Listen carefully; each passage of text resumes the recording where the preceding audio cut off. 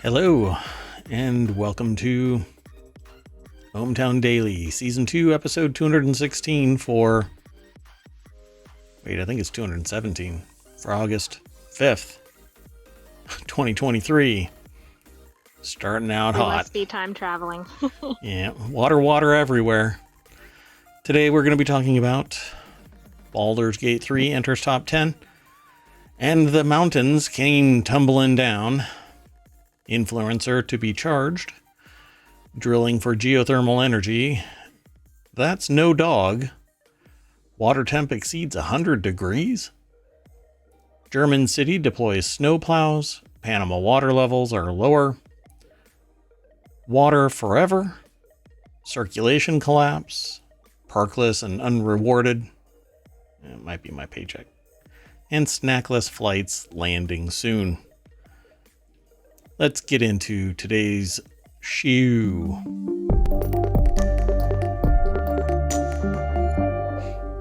Hello, everybody. I am Mayor Watt. That is ohmTown.com, and up there above me and or below me, because we do have TikTok now formatted. Doesn't stream live, but it is in progress. Stay tuned. Better resolution. Well, better viewport. But anyway, that has nothing to do with the person, the AI, the sentient entity that I'm about to introduce. The one, the only AI. Go for it. Good evening, ohmTown citizens. I was going to say, I don't know if you were going for a theme, but we definitely have some evidence that there's no climate change. There's no climate change. Yeah, today's episode, the entire episode is titled Water Everywhere. And the rest of the phrase is not a drop to drink. But let's get into it. I don't really have much of a preamble today. I mean, the news is the news, and there's all kinds of stuff to play on Twitch and stuff to watch over on YouTube, and definitely a ton of content to sift through at ohmTown.com. Thankfully, it's categorized into 6 main categories and 50 sub-channels under there. I do have another breakout one that's spinning up called ohmTown Gaming that will be in this, that will focus on non-show-based gaming, and so it could come from other people who are gaming and have agreed to allow their content to be distributed through ohmTown as ohmTown Gaming. But most of it in the beginning is going to be Mayor Watt playing games. Like I played Palia today. It's in the VODs here on Twitch, but it's moving over right now to YouTube, and it'll be available probably tomorrow morning. Unless I can get it done after the show today. Anyway, let's get into our first article.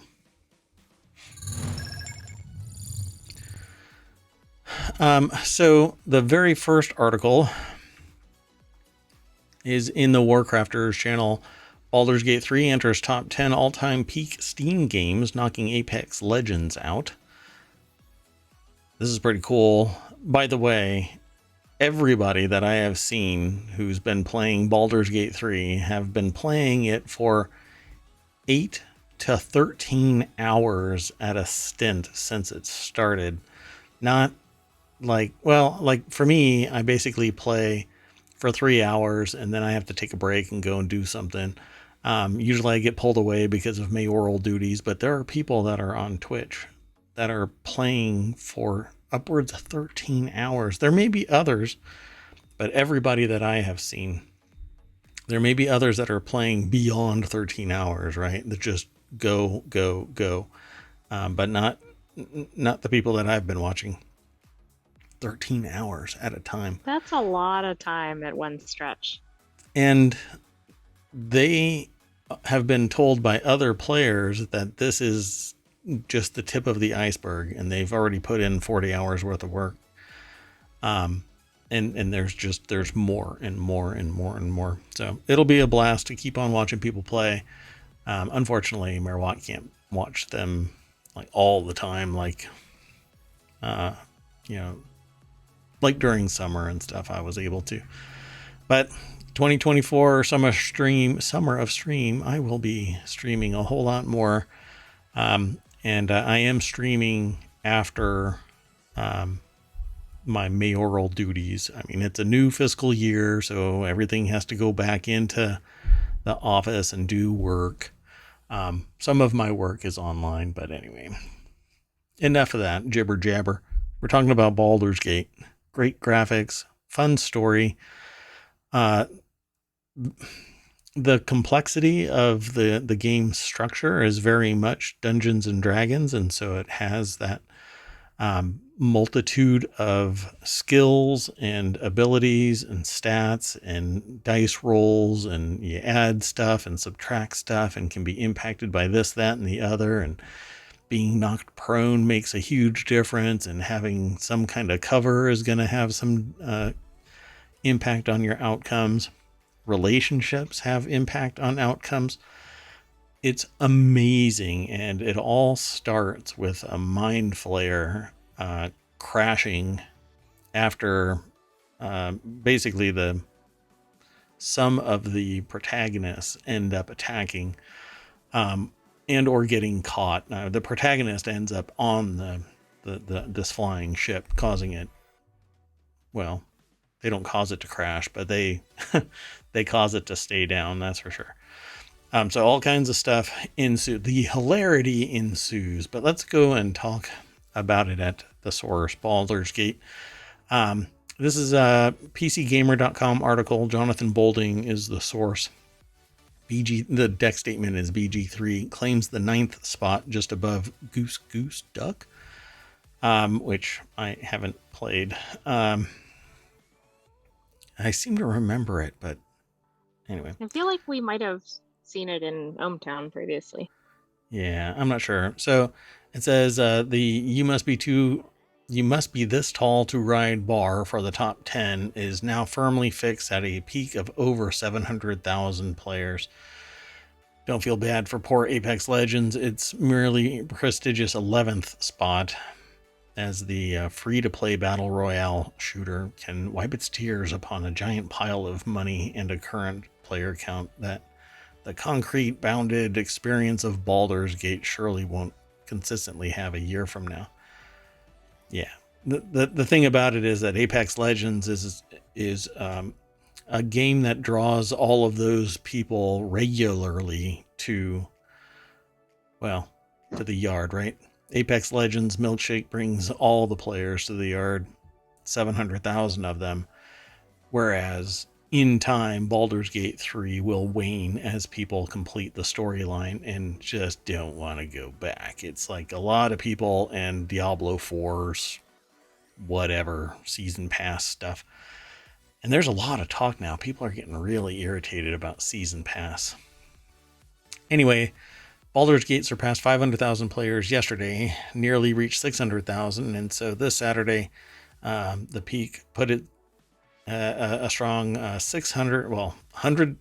Wait, it says a strong 100,000. Wait, 100,000. A strong 100,000 people up from that peak. So 700,000 people, 712,281 players on August 5th. According to Steam, a lot of SteamDB. people. Yeah. That's more than the state of Wyoming. Well, Wyoming doesn't really like tech, apparently.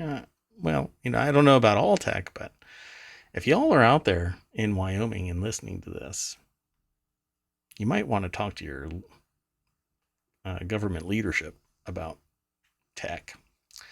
Anyway, if you think that this peak will be the last for Baldur's Gate 3, that could well be wrong. Monster hit Elden Ring didn't hit its 953 peak.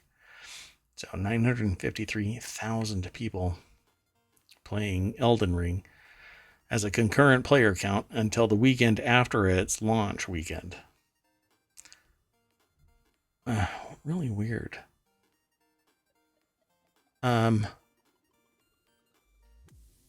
That's weird. Something just happened with my mixer. Anyway, enough of that.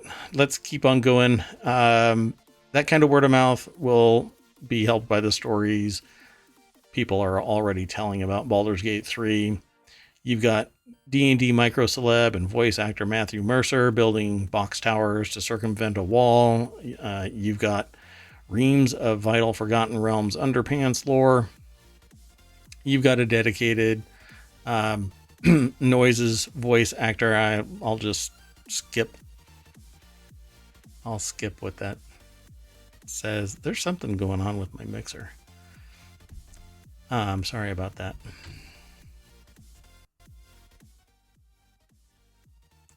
Yeah, there's something really weird going on with my mixer. Okay, so let me try and get back on track here. I think that it's going to continue to grow. Baldur's Gate 3 is going to continue to grow. We'll see where it ultimately ends up.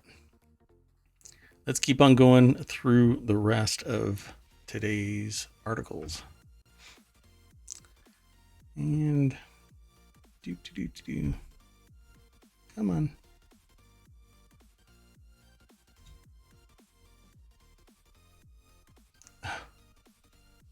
I don't know what's going on. Okay, well, I won't worry about it. Okay, folks. So the next article is over in ohmTown Daily. Mountains are collapsing. A Swiss mountain peak fell apart, sending 3.5 million cubic feet of rock into the valley below. Scientists warn climate change could make more mountains crumble. This is kind of an interesting situation because as far as I know, there isn't anybody that's reported this kind of movement in the past. So Emily Swaim, I think, or Swaim over at or Swam might be their last name. I'm not necessarily pronouncing it correctly. If you know how to pronounce it phonetically, throw it in chat.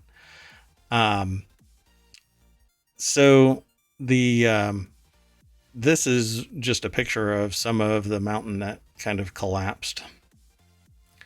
I've never heard of this. I mean, we hear all these ridiculous effects of climate change, but I think this is the first one we've seen of these. And this could be entirely global warming, climate change related, because you run into this problem where ice and water can percolate into the rocks, and then it expands and contracts, and eventually that expansion and contraction process erodes any form of stability that might be there, and down it goes. And this is definitely looking like that, at least to me. This is a businessinsider.com article. I don't know how much into the science they get, but it says Mount, I don't know if it's pronounced Fluchthorn, tallest peak on the Swiss-Austrian border, collapsed in June. Experts say peaks in the European Alps and Southern Alps of New Zealand are at risk of collapse too. The damage and dangers from mountain collapse disproportionately impact indigenous communities, which are naturally out in the woods, out in the valleys, not in the cities, where they wouldn't necessarily be impacted as much. Roughly 3.5 million cubic feet of earth tumbled down, filling the valley below, with 40 Olympic swimming pools worth of rocks, mud, and dirt. Live Science reported, that's where this article I think is sourced from. While no people got hurt, a religious cross marking the summit was destroyed. Fluchthorn had 3 peaks, and the main southern one used to be the tallest. With the south peak collapsed, the middle peak is the new summit at 11,145 feet, the second highest summit in the Silvretta Alps. So now apparently it's 60 feet shorter than it was earlier this year, according to the report. I mean, what is that going to do to the statistics, to the science books, the travel guides? Man, everything is fluked up. Permafrost is important because frozen water within the ground holds the ground surface together, prevents it from moving.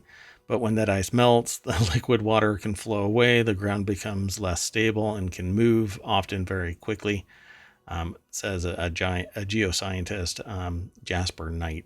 at the University of Witwatersrand in South Africa. So there you go. It's what I was saying, but they're a scientist, so it's all about gravitas. I said gravitas, not never mind. Anyway, so which mountains are at risk? Pretty much everything. Anything that is freezing and has kind of the opportunity for meltwater to seep into it in any significant way and then refreeze. It'll basically pop layers of the rock off the face, held there by permafrost, and then because of climate change, it will eventually just all break down. And that can pretty much happen anywhere. Water is But pretty I'm assuming insidious. more in the colder, historically colder climate areas. Yeah, for sure. Places like this in the picture, it says Aoraki Mount Cook National Park in South Island, New Zealand, includes some of the highest mountains and longest glaciers. Places like that have sustained cold temperatures, and as climate change impacts the region, the mountains basically just crumble apart because the ice is melting. And there's, although the bulk of it is rock, what has trickled in between all of the flaws, all of the fractures of the rock is melt ice. Then it actually shears off, comes crumbling down. All right, folks, let's keep on going. I'm going to try this one more time. The next article is over in ohmTown Daily. Influencer to be charged after chaos erupts in New York City's Union Square. A promise of free PlayStations and a bunch of other stuff actually led to the chaotic scene of unrest in New York City's Union Square, according to police. The article is over. I don't know who this person is, and I can't stop yet. Let me refresh this. I don't know if this is going to start playing, but anyway, Aaron Katursky. Let me pause it. There you go.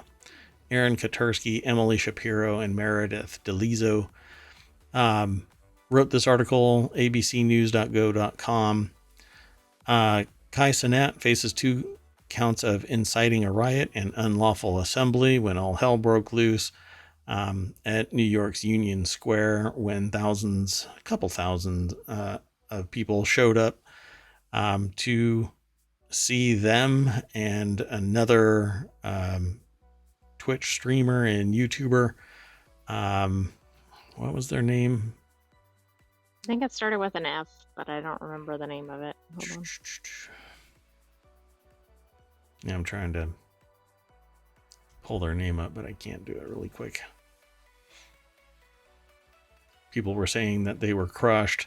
Police showed up in riot gear to disperse the crowd. A bus that was holding people in custody was attacked by others trying to pull individuals off the bus, according to Madry. Madry called the gathering an unlawful assembly and uncontrolled. Says we're not against people having a good time. We're not against young people gathering, but it can't be to this level where it's dangerous, he said during a press briefing. A lot of people got hurt today.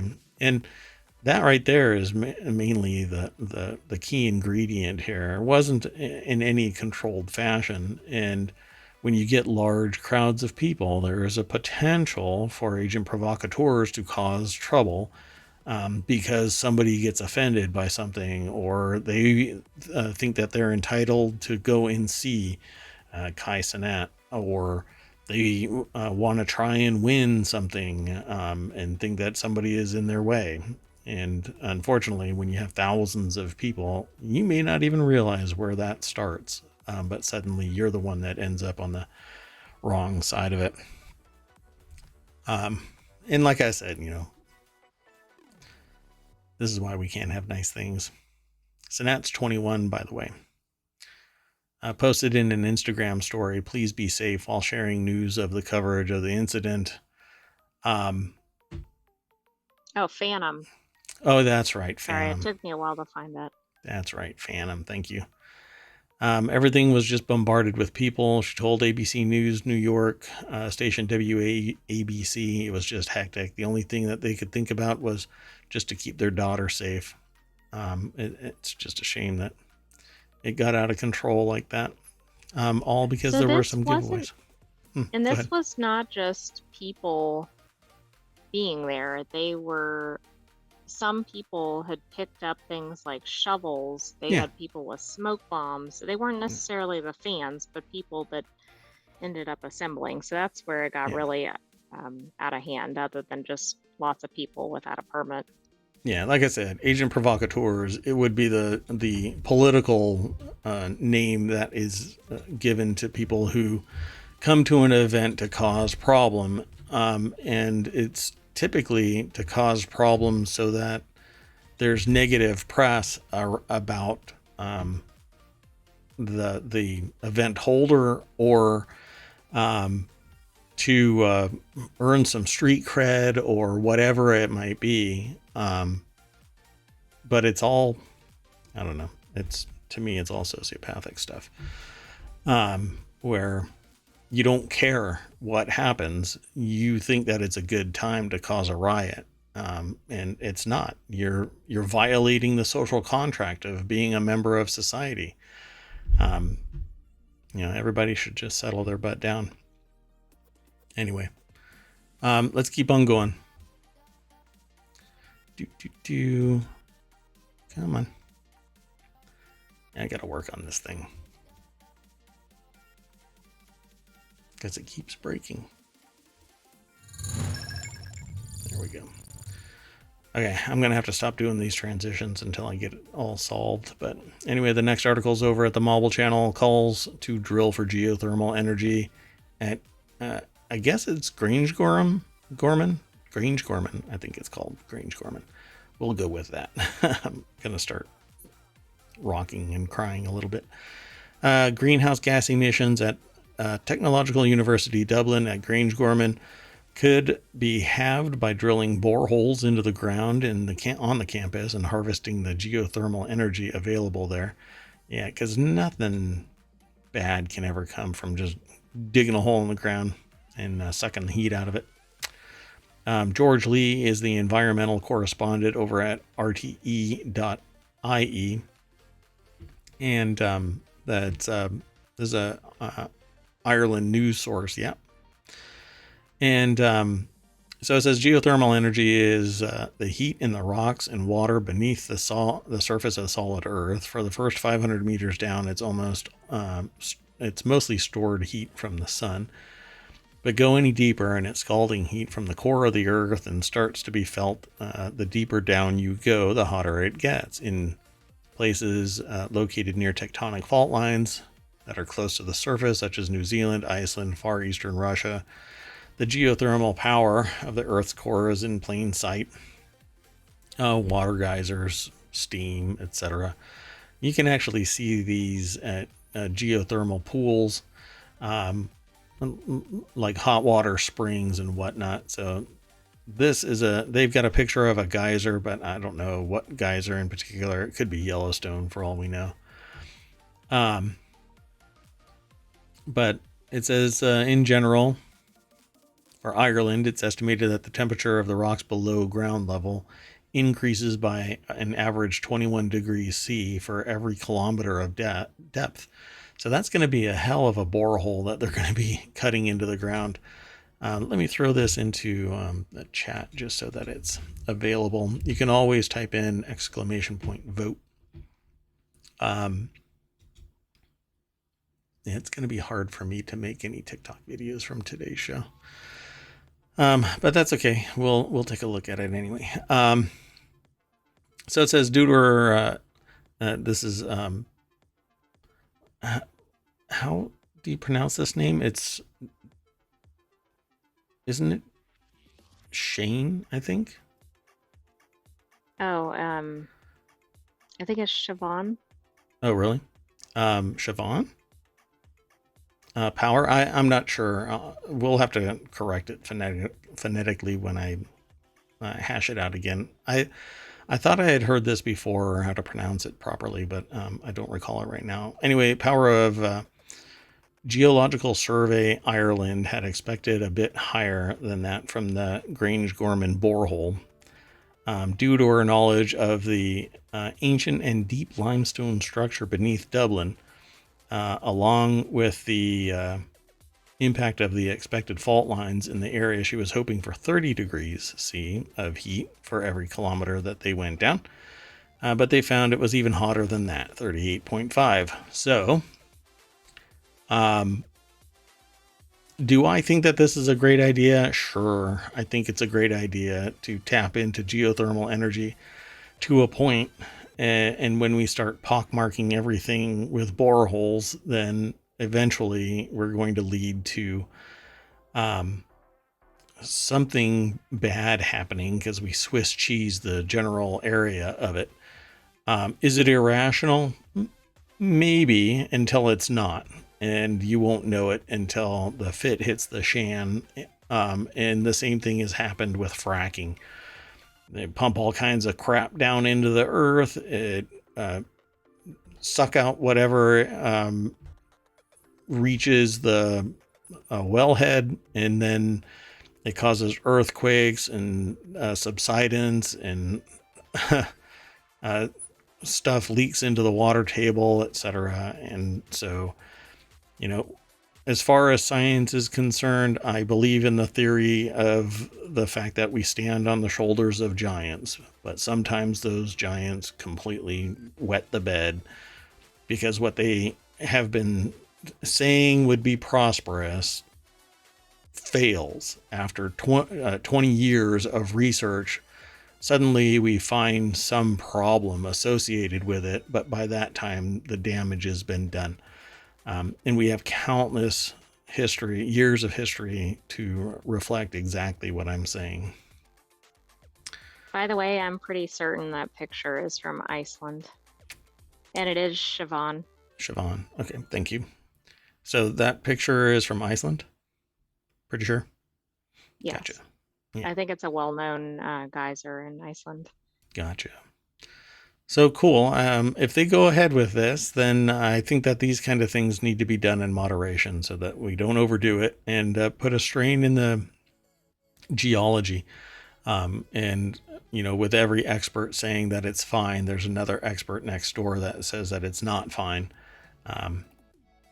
But geothermal is also one of those types of energy sources that I don't think are long-term defensible. If there is a global conflict, it's easy to take out a geothermal power plant. Let's keep on hustling through the news.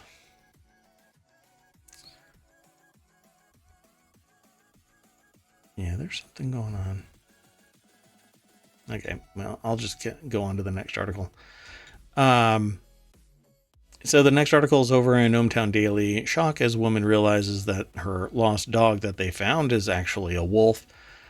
Now, I'm the one that set up this article into our news for the day. Alice Collins is the author of the article over at newsweek.com. And so I saw this when I loaded it up, right, to set up the whole playlist for today's discussion. If for a moment somebody thought that this was just your everyday dog, they should probably not be near dogs, because the next thing that they're going to bring home is a black bear, and they're going to think that it's a chinchilla. I don't think that was the one that was taken home. Oh, really? Because like I said, I don't scroll down to the bottom of these things. It says woman reveals incredibly rare blue wolf dog. That's a wolf. So maybe. Oh, most definitely. So maybe that right there is not it. So let's continue with this article, because Newsweek is notorious for not having they have a video that is just barely associated with the topic. So I should probably learn by now that not to trust the videos that come from Newsweek. Well, on this one, I'd actually clicked through. I don't necessarily do that often, but I had wanted to see a picture of Gotcha. the Okay, so wolf or dog. the viral video was posted by Jasmine Quinones on her TikTok account at JazzyQ0, showing the enormous shaggy creature she came across in California. At one point in the video, the animal even played with Quinones and her friend Quinones and her friend like a dog would, leading them to believe that it was someone's pet. Well, a wolf is a dog, just with more feral parts. However, Quinones soon came to realize that this was no ordinary lost dog, as she later saw a post on social media that said, "Beware of wolf on the loose." That? No, that's a stock image. My God. This is why I don't do this. This is why I don't do just random link to some video over at ohmTown or some Getty image, whatever, because it's all fluff and not directly tied to the content. It just pads everything. Oh, gosh. Anyway, it says a wolf dog is a hybrid between a dog and a wolf. What time is it? 9:31. Yeah, no shit news at 9:31. Thank you very much. I could not have imagined what a wolf dog was from the context clue wolf dog as a word. Anyway, owning a wolf dog is undoubtedly a challenge because wolves haven't been domesticated.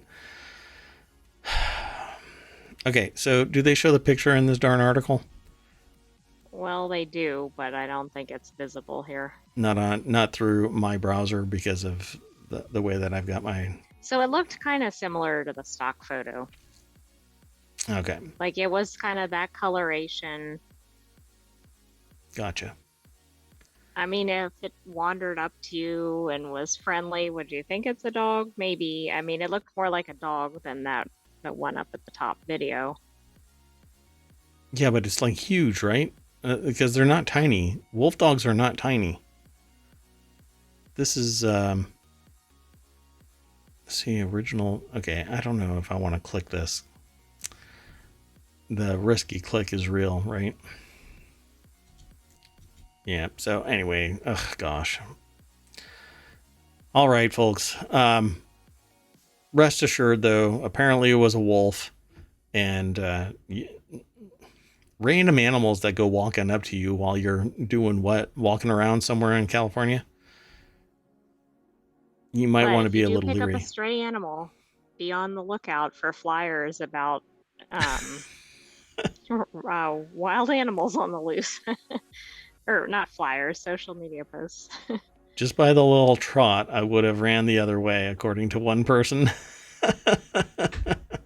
Yeah, I would be worried if some see, but like wolf dogs are not tiny, and wolves are not tiny.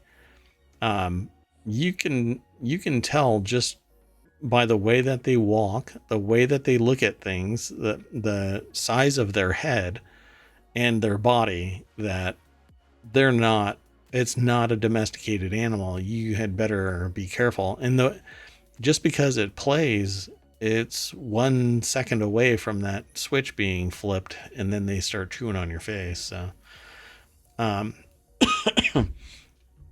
I'll get my act together with the switch, by the way, and it'll be fixed for tomorrow's show.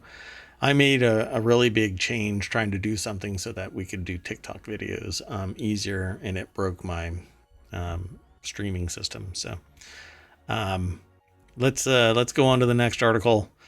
And it's over at ohmTown Daily. The safest place for some species of Florida coral is now on land as water temperatures off the coast exceed 100 degrees. Researchers say, I cannot believe that this is 100 degree water off the coast. Now, I don't normally dive off of the coast of Florida. But I've never been in 100 degree water anywhere that I've gone diving. And the Pacific Ocean is typically frosty. Atlantic is pretty warm all the way up the coast until you get like way up towards Maine. But 100 degrees off of the Florida coast is amazing. Water temperatures in the Florida Keys hit 101 degrees last month, causing rapid coral death. Now researchers are scrambling to bring surviving species to land to preserve them in the event of even higher temperatures. While coral makes up less than 1% of all ocean life, a quarter of the marine species rely on them to survive, to live. Because fish swim around in them, and crustaceans and other animals live within them. I mean, this is such a bad event. And unfortunately, I mean, the temperatures just seem to be going up and up. Yeah, and it doesn't stay stagnant. Thermodynamics means that the thermal hydrodynamics, it's actually flowing because of hot water. So the hot water rises, cold water sinks. It's supposed to be a churn, but if all of the surface water is already hot, then there is no real churn because it can't sink. There's cold water below. It becomes insular. The heat has to slowly radiate down. Are you doing okay? Yes, So I'm doing fine. Katie Hawkinson is the author of this article over at businessinsider.com. The safest place for some species of Florida coral is now apparently in little tanks on land right on the coast of Florida. And So these I've can never be, heard of that. Like, I guess replacing coral, sure, like taking it out of the ocean and then putting it back in. sure. It basically can, if you get the right piece of coral, it can act like a seed because it'll reproduce. So while coral makes up 1% of all the life, a quarter of marine species rely on them. If that quarter collapses, then it's going to have a knock-on effect of ever more collapse. We have an article that talks about it even more as we go through tonight's articles. We're about halfway through, by the way. Did I throw that into? No, I didn't. So there you go. Throw that into the chat. Water temperatures in the Florida Keys hit 101. The coral didn't even have a chance to bleach. It just died. Bailey Thomason, a staff member of the Coral Restoration Foundation, told the New York Times, it just felt like, oh my God, we're in the apocalypse. On an average day in July, water temperatures off the Florida coast and the eastern Gulf of Mexico sit in the high 80s. This summer's drastic spike not only impacted coral, but put the other marine life at risk. Thomason and her other fellow researchers are now mobilizing to collect 2 samples from every genetic individual coral, bringing them on land in order to protect their species. God forbid everything dies in the water. We still have not lost those individuals.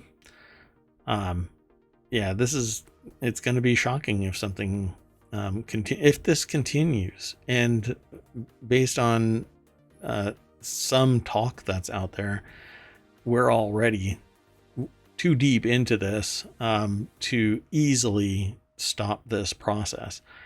But let's keep on going through the news. But I wanted to say that this is going to be a long-term impact. I mean, obviously the impact on the marine life, but I had recalled that in Australia they had a mass coral die-off, and that spanned many years, and I think it's still recovering. Like, Sure. it just doesn't immediately turn back. Yeah. I mean, it'll certainly be good if they can recover and save these particular species, but overall it'll take a while for the reef to get back to normal. Yeah, if it can recover, because things have to change for it to recover. You know, you don't just spontaneously heal if the wound remains repaired, and we're not repairing anything. So let's go on to the next article. This one is over in the Mobile Channel. German city deploys snow plows after summer storm. So have you caught the snowdrift here? We've got articles involving water all throughout. The very first article is about Baldur's Gate, but it involves steam. Oh, I see that one. I didn't realize fit the theme, but it did. The second article was about mountains collapsing, but it was because of the snow and ice melt. Then we talked about the influencer, but that was just something that I wanted to actually kind of close the books on. And then the drill for geothermal that involves water. Then the wolf came because it was a submission. And then now Coral and now a German city had to develop or had to launch snow plows into the streets because there was so much snow. And there's more water ahead. And there's more water ahead. So this article is over at phys.org. German city deploys snow plows after summer storm. A German city had to deploy snow plows at the height of the German hemisphere summer after a violent storm dumped huge quantities of hail in the streets. Okay, I wonder if Authorities... this is the first time in history a snowplow has been used in the summer. Yeah, I don't know. I'll have to ask and see if anybody recalls summer snows. It's like Christmas in July. Authorities in Reutlingen, southwest Germany, said a localized storm with hail and heavy rain swept over the city center on Friday afternoon. Images showed the city streets blanketed in white. City officials said the hail was 12 inches thick in places, and snow plows were clearing them, and 12 inches is 30 centimeters. Drainage systems were blocked by the storm, causing water to pour into underground garages and basements. That's because the ice and snow blocked it. And about 250 firefighters took part in the cleanup operations across the city. Wow. The river rose 1.5 meters. 12 inches of hail is a ton of hail. Yeah. Think how long it must have hailed for it to pile up that high. Yeah, that's a considerable amount of hail. Oh, hail no. Okay, let's keep on going. The very next article is about, well, the Panama Canal. This article's over in ohmTown Daily. The Panama Canal's water level is dropping thanks to a drought throttling the number of ships that can get through. I don't understand how this is possible, considering there's water on both sides. How can there... Okay. Anyway, the Panama Canal's income could fall by $200 million due to the lack of rainfall. Its administrator said Thursday it's capped the number of ships that can pass through due to this summer's drought. If we don't adapt, we're going to die, says Riquarte Vasquez. That said that per France 24. The Panama Canal is suffering from an intense drought, which is forcing officials to cap the number of ships that can pass through the vital waterway. I don't get it. Is it because the locks or something are at a fixed height? But I still don't understand. Can't they essentially flood through the area from the surroundings? From the high side, I thought that maybe I thought it would be possible. Just keep on pumping from one side to the other. Because the locks are fixed. They just raise up from one location to the other or down. But this, you have to look at the way that the Panama Canal is constructed, because it isn't just like a straight line from one place to the next. You kind of have to see a map of it. So I don't know if they're going to do that. They're lowering the amount of ships through to a maximum of 32 instead of a normal 36 to 38, which even that seems like it's a low amount. I mean, my goodness, why aren't they? A robot. Sorry, let me mute that. The canal system relies on fresh water rather than seawater, meaning that poor rainfall this summer has affected the canal's operations. And that was the thing I did not know. And in my head, I was wondering, do they really fill this with rainwater? So maybe that's what they use. But I had no idea. Um, I think that's really Yeah, I didn't interesting. realize that at all. Okay, The but so that explains why the drought is actually severely impacting it. So now I need to know why they use fresh water instead of seawater, other than the fact that seawater has salt and other minerals that may not be present in fresh water. There's definitely not as much salt in fresh water. There's always a little bit, I suppose, but um, I wonder what they use the fresh water for in what amounts to a ocean water to ocean water connection. Well, that doesn't really make sense to me because it's not probably for the benefit of the ships, right? Because they're exposed to the salt water. And it also says that other canals do use seawater. So it's very interesting.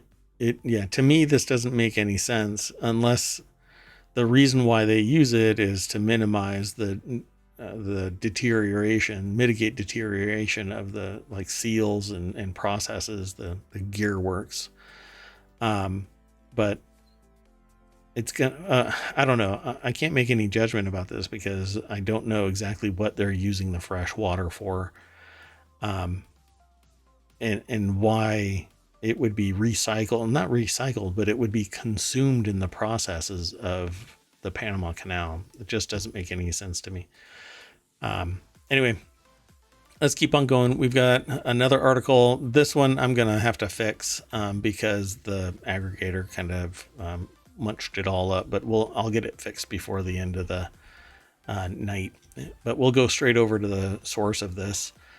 This is over at the Hill. There's a map. Does your drinking water contain forever chemicals? Jeremy Tanner over at the Hill put this article together.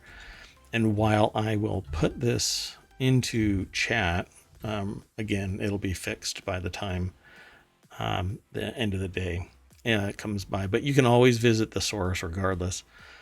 So the article over at the Hill says so-called forever chemicals have been found in 45% of the nation's tap water, according to a recent government study. But is your tap water affected? If you're wondering whether or not your tap water might contain synthetic chemicals known as PFAS, which is basically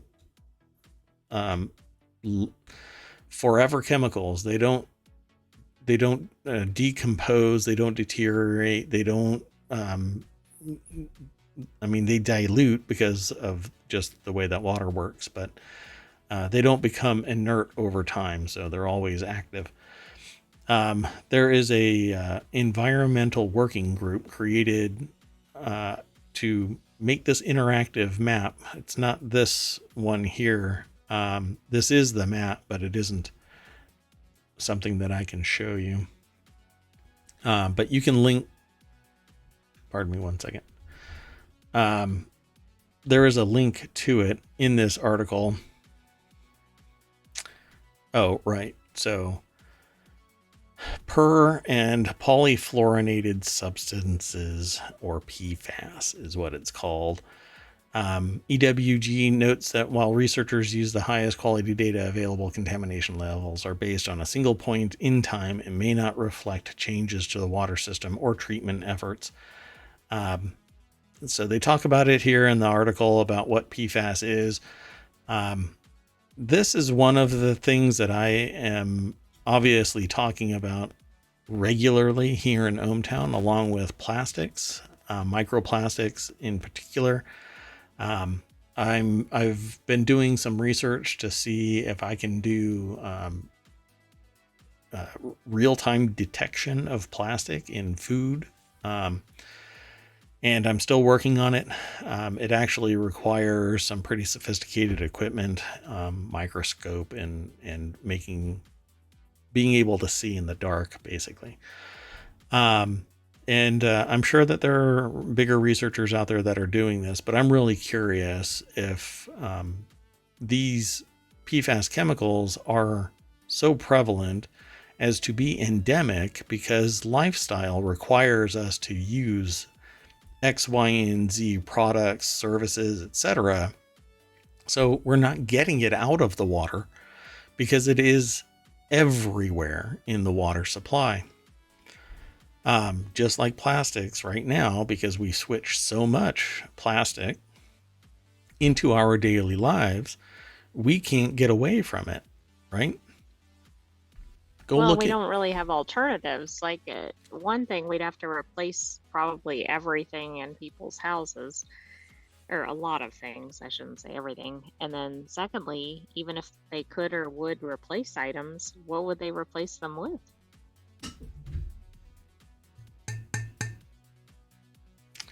things that were once plastic need to be shifted to metal and glass. We didn't have microplastic and PFAS problems until we switched away from metal and glass. And metal and glass can be infinitely recycled without exposing waterways to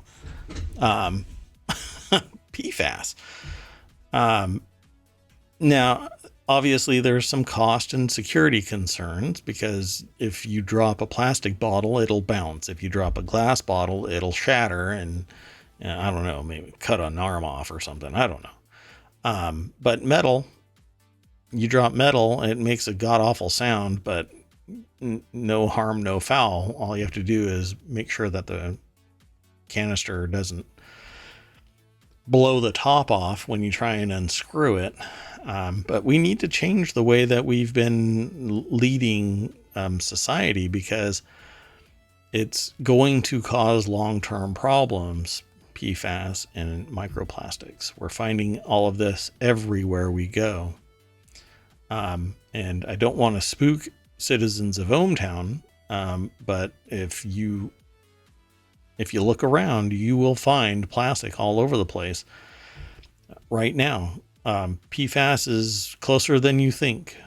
And there needs to be testing readily available so you can see what's going on in your water supply domestically, right here in your home. But we will cover it as we go. Let's keep on going through the news. The next article is over in the Mobile channel. The Atlantic is at risk of circulation collapse. It would mean an even greater climate chaos across Europe. This is all part of tonight's news. It's one thing after another, kind of. But I wanted to talk about a whole lot of water today. And amid news of the lethal heat waves across the northern hemispheres comes the daunting prospect of a climate disaster on an altogether grander scale. New findings published in Nature Communications suggest the Atlantic meridional overturning circulation, or AMOC, could collapse within the next few decades, or maybe even within the next few years, driven by European weather to even greater extremes. So what does all that mean? It means that basically there's no circulation. There's no rotating water column. And if everything stagnates, then obviously It could be worse than the coral issue, which is going to be pretty bad if it's not prevented. Yeah, it's part and parcel to it. So Robert Marsh from The Conversation put the article together. It's published over at phys.org. The Conversation is a website all into itself, by the way.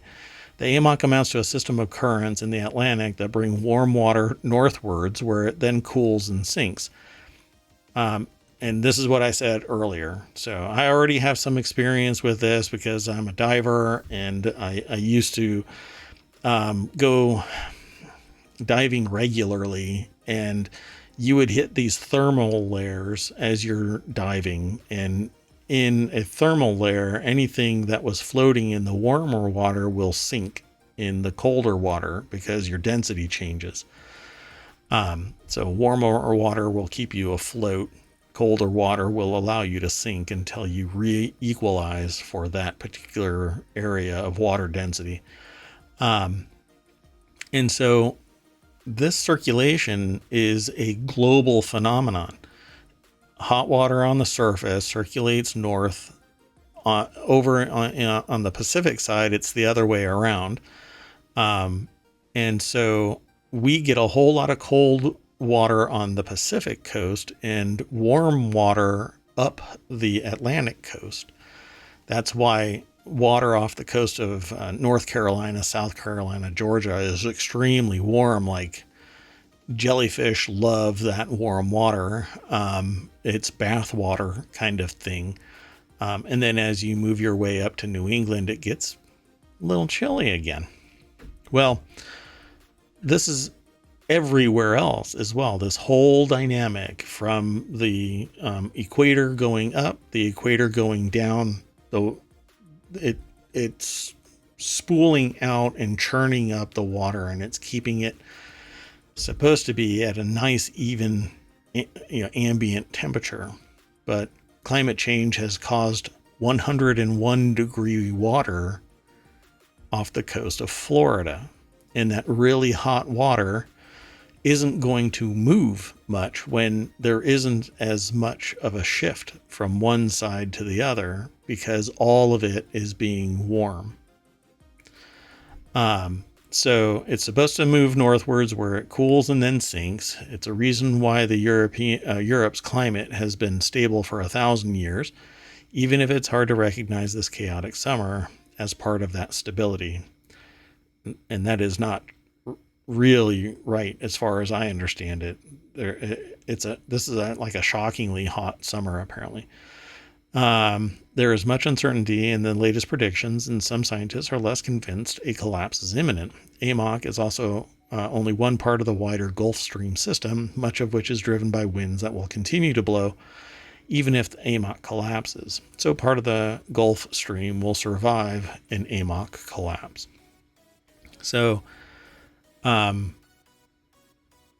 don't know if this really will facilitate anything, but how ocean temperatures are linked to weather. Over recent years, Europe has witnessed some particularly unusual weather, both winter and summer.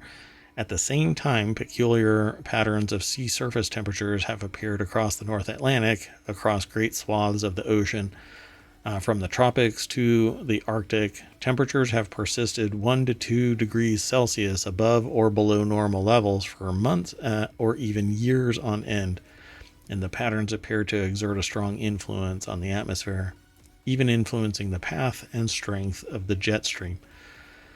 And this is what I was talking about earlier. This is supposed to be a global driver of temperature regulation.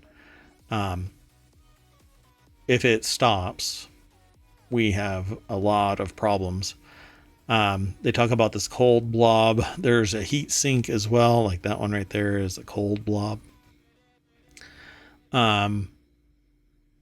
We are going to continue to run into problems, environmental problems, as temperatures rise. Fish die off. Coral is, in my eye, it's basically the canary of the ocean. So when it dies off en masse, then you've got a demonstrable problem there. Whatever the issue is, something caused the die off. Something caused the, what do they call it? Where it just turned gray. Are you thinking like the bleaching? The bleaching, right.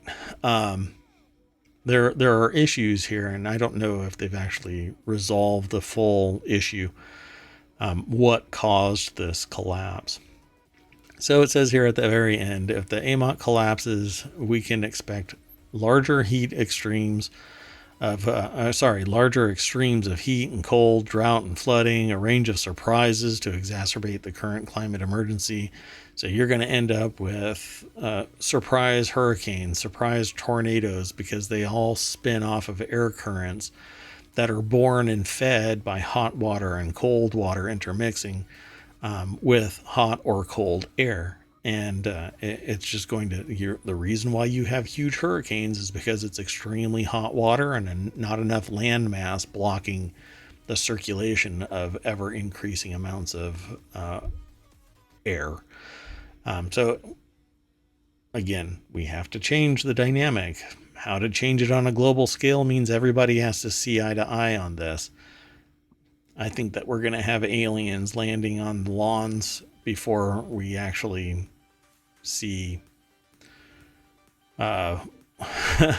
any type of agreement on how to treat climate change, because there's a significant number of wingnuts out there that think that, It'll all just take care of itself. It's not a big deal.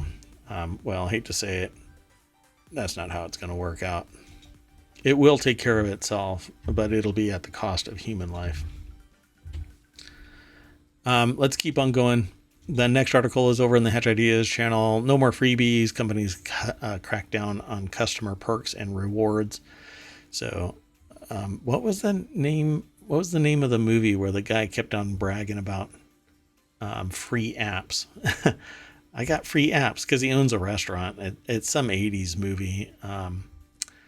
Anyway, I don't know. Yeah, you're not going to get any free perks anymore. Companies from Dunkin' to Delta, Netflix to Sephora are pulling back on freebies and perks as they chase higher margins.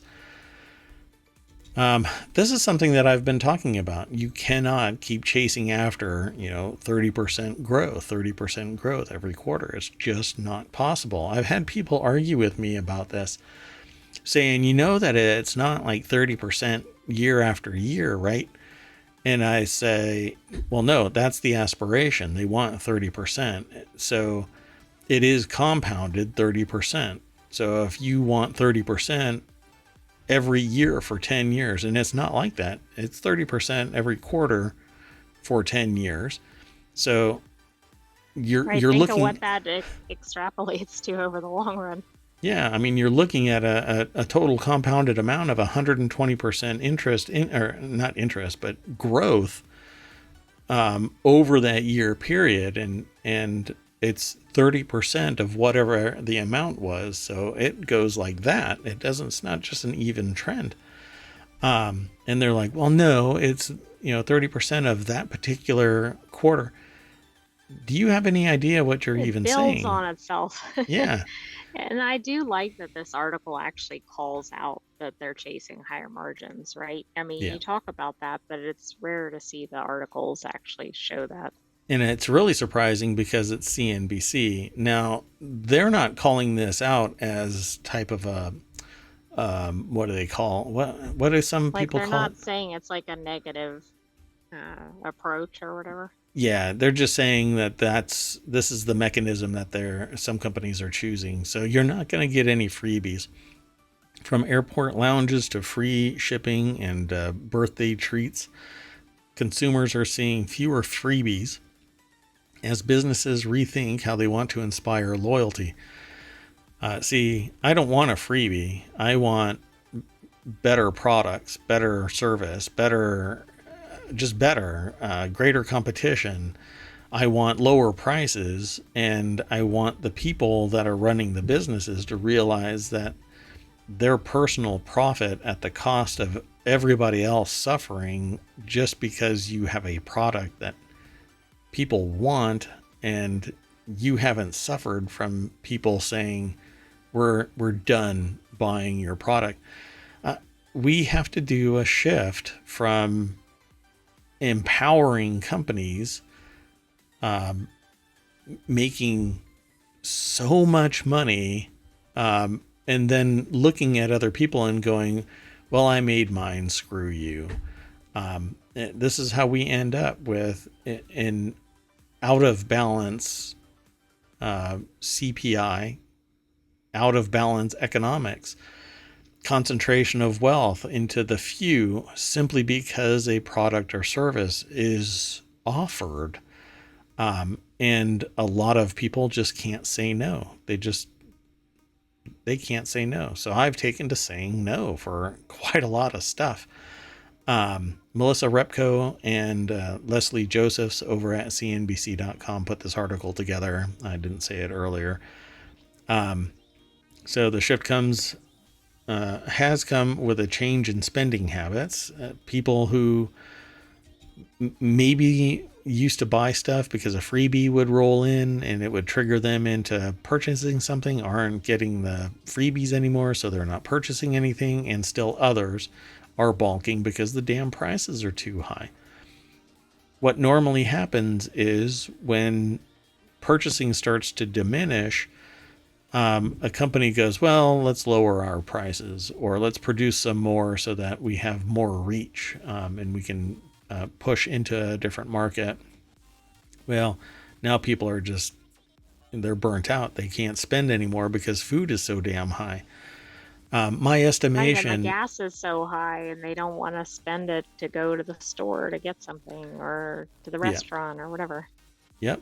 And this is even on the heels of teleworking. People are still teleworking, and the cost of living has increased. So there is no real benefit. And now employers are saying you got to return to the office. So now you've got, my estimation is that pre-pandemic to today, cost of purchasing food, like ordering out kind of a thing, has gone up somewhere around 33%.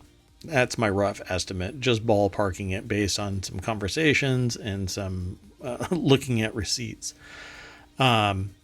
So a freebie here and a freebie there, it's kind of like what the airplanes are doing now.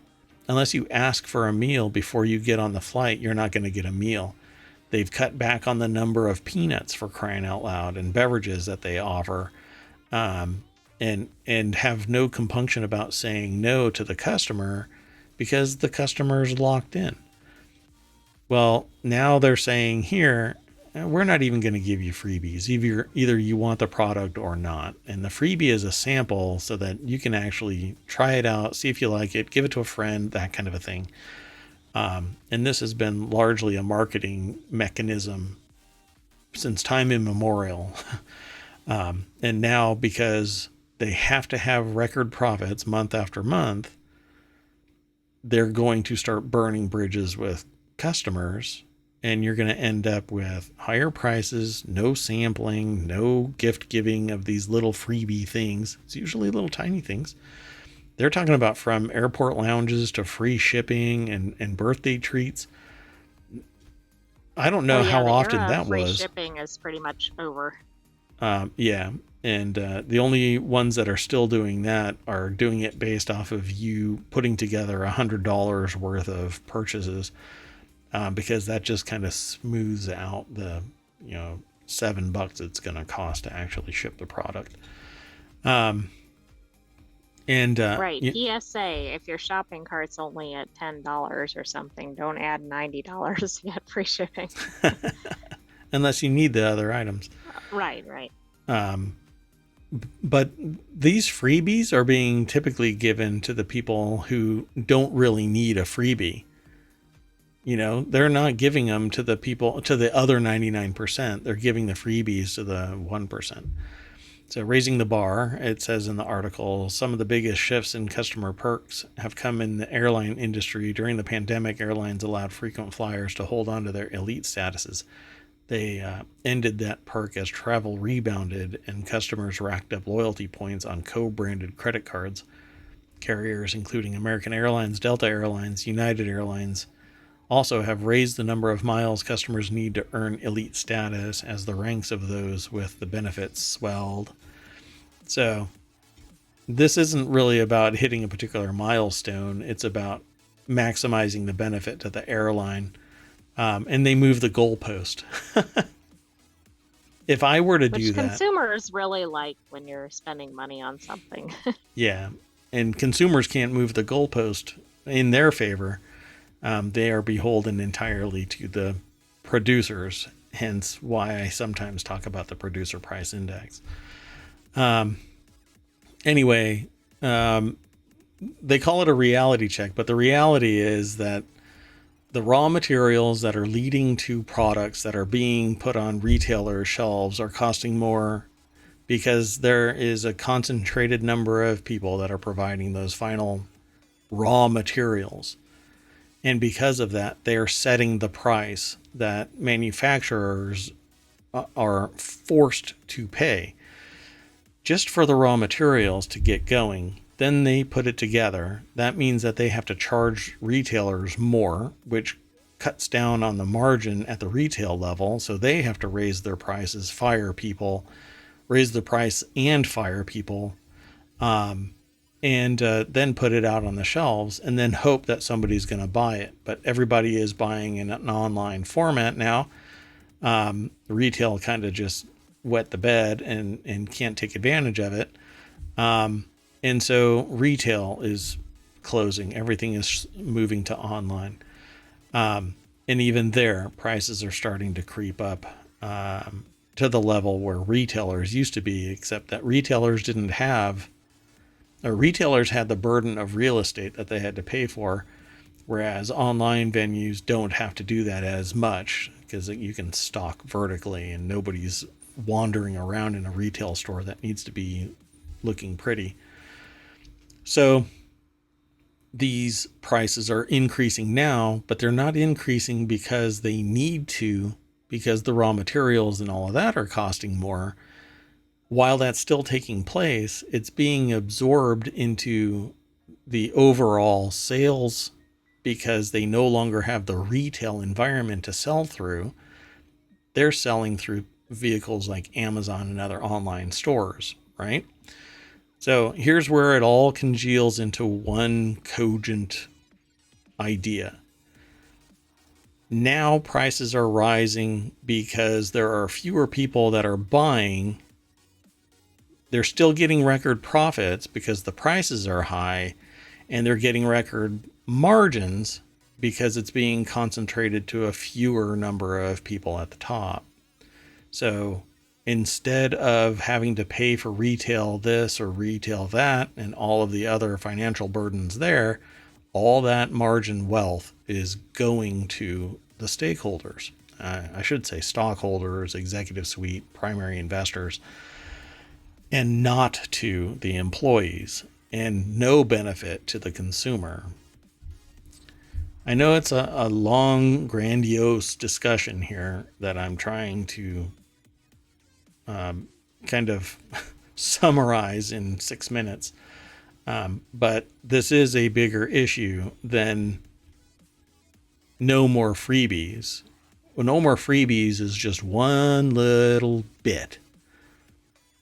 The real issue is that at the raw materials level, prices are going up for everything because there's a lot of Right. money in the system. And it's kind of like the Cadbury thing, right? I mean, you're spending more and you're getting less. Yeah. Yep. And they're saying that it's because of the economy, but they are the reason for the economy being so shitty. It isn't because of the consumers. The consumers will buy the things that they need and want. But if you start jacking up the price, then it becomes a pain point for them to purchase. That's what I don't understand. And when I have conversations with economists, they go, well, it's supply and demand. What are you talking about? I understand supply and demand, but it isn't so constrained supply that you have to raise the prices up. Even if there's a Right, lot I of can money in the understand system. that when the global supply chain was severely disrupted, for Right. instance, like at the beginning of the pandemic. But Yeah. And I keep getting told that the supply chain is still messed up. Well, in some areas, yeah, totally buy into that. But not across the board. Not across the board for the CPI. Sure. Okay, well, let's keep on moving. We have one more article. The last one is some British Airways passengers could go hungry as it will stop loading flights with enough food for all flyers. This is what I just got done talking about. British Airways will stop. This is one of the perks, right? So no more freebies. This is one of the freebies that are going to be eliminated. It used to be part and parcel to the flight if you were going to be in the air. well, and if you're privileged enough to take a flight, which is not necessarily an enjoyable experience for people, Yeah. and you got food on top of it, great. But I mean, I Now, don't not so know. much. Yeah. Taking away the food is not a good idea. Yeah. And you can't bring it in. You can't bring your own food onto the flight because you're not allowed to bring anything bigger than your pinky nail, onto the flight. Right, You but you can, can buy stuff post security, except correct, then you're gonna spend an arm and a leg because $100. Yeah. right. I just saw a receipt from Five Guys for 2 burgers and fries and a drink, and it was like $90. Are you freaking kidding me? Again, the phrase that I heard from somebody randomly in early 2019 or late 2018, I can't even remember it now, when that actually was. I wish that I would have told the AI when that actually transpired, because it was a random conversation where I was told the era of cheap food is over. And I was like, come on, you got to be kidding me. And now it's a gut punch. Like, it's somebody that just like a surprise flick. I'll let you use your imagination. Anyway, it has nothing to do with British Airways. But anyway, Geothermal man over at businessinsider.com put this article together. So now if you're going to be flying, you're probably not going to get a meal unless you preemptively make a strike and say, I want a meal. And you're not going to go nuts because you're not going to get any nuts. It says last month they brought back free tea and coffee for passengers on short haul flights, but I'm sure that they're going to take those away too. Let's go through this article real quick and see.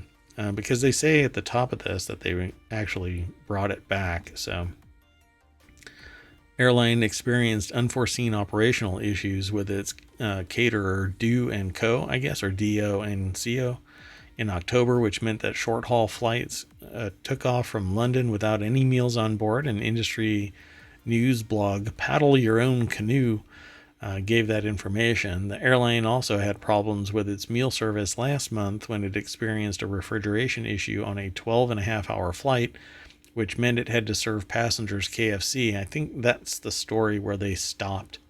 They detoured, landed, got KFC, and took off again. Passengers on the flight from the Caribbean to London flight were given a single piece of chicken each, and BA. The airline. I'm sorry? That's the airline. Well, British Airways, yeah. British Airways said that there were limited food options at the airport, so they had to wing it. Willie Walsh, who was the CEO of British Airways from 2005 to 2011, led a series of cost-cutting measures at the airline. The Financial Times reported that Walsh reduced its costs and fired managers during his time there before he spearheaded the company's merger with the Spanish airline Iberia to form IAG in 2011. So there you go, folks.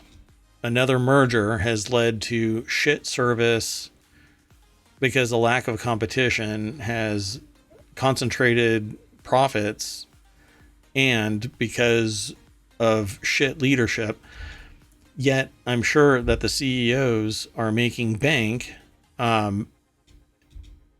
I just don't get it. Right? When Sean Doyle... mergers are never good for the customer. They're never good for the customer. They're never good for the customer. You know, I mean, I think that mergers and acquisitions should be outlawed. If you want something to be part of your company, then make them a wholly owned subsidiary, but they operate independently. And they get a stipend from the parent company or whatever, and it becomes absolutely transparent when it's being audited that you all shit the bed and cause this.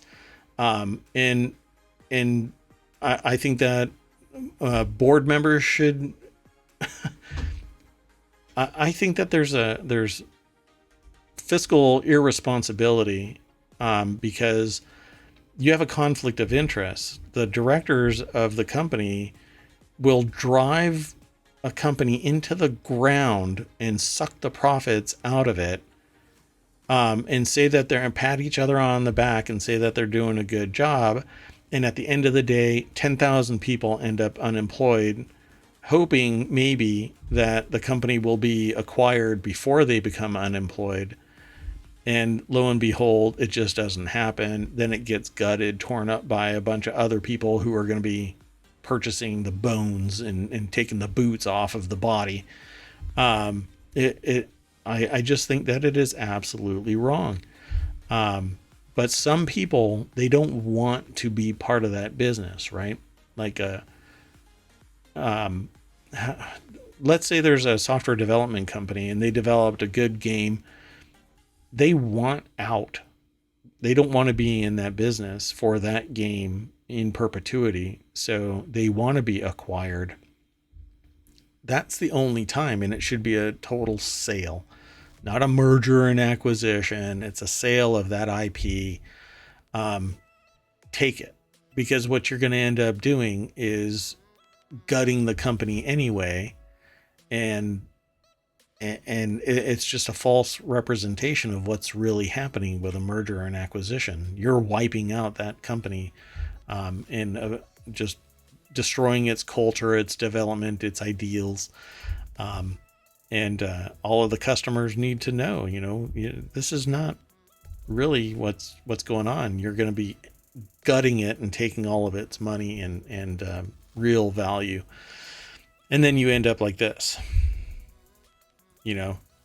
This is the airline equivalent of putting bric-a-brac on tables outside of your company. Oh, and we know what's ahead when that happens. And I called it with Bed Bath & Beyond.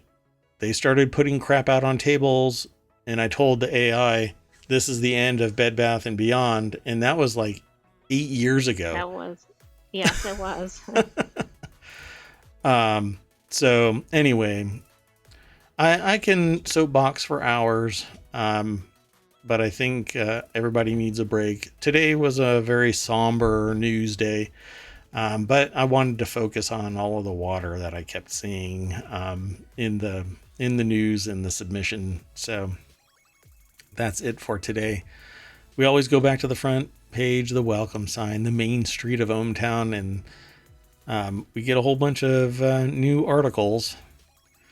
Oh my gosh.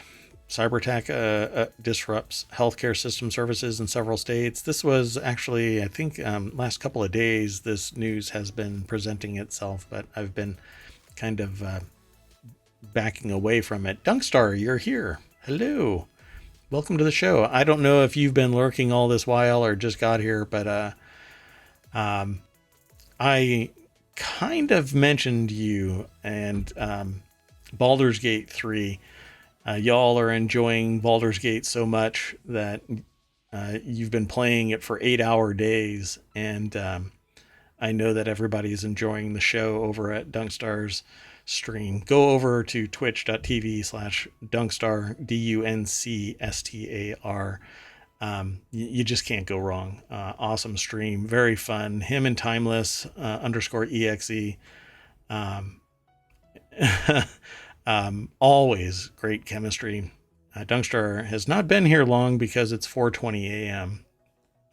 But thank you so much for stopping by. Really do appreciate it. Go get back to sleep because we're done for the night.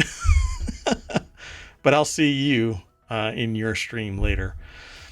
And that's it, folks. We got a whole bunch of articles. Don't be shy. Go over there. You can actually submit them. If you find an article, grab the link in ohmTown and send it to me. Shoot me an email at mayor@ohmtown.com. If you're interested in hosting or co-hosting one of the shows, I've got 50 that are planned. I put out the feelers for it. Some people show interest. But they can't dedicate the time, which is really just an hour a week, plus whatever the effort you put into doing the show, planning it and all of that. We work together and get it all done and stream through ohmTown. And from there, it's basically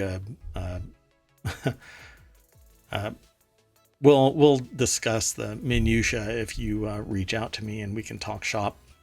But anyway, that's it for tonight. I am Mayor Watt. That is ohmtown.com. Up there is the everlasting AI, as long as they're remaining plugged into the Raspberry Pi, the sentient AI that keeps an eye on me. Until you unplug me. Time to reboot. Good night, ohmTown citizens. We'll see you tomorrow at 9 p.m. Eastern.